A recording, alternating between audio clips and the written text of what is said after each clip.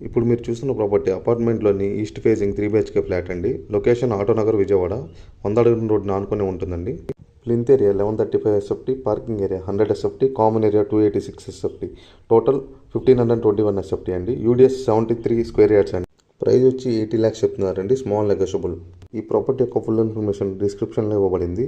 మీకు ఈ ప్రాపర్టీని విజిట్ చేయాలనుకుంటే పైన కనపడుతున్న నెంబర్ని కాంటాక్ట్ అవ్వండి. మీకు వీడియో నచ్చినట్లయితే లైక్ చేయండి, షేర్ చేయండి, సబ్స్క్రైబ్ చేయండి.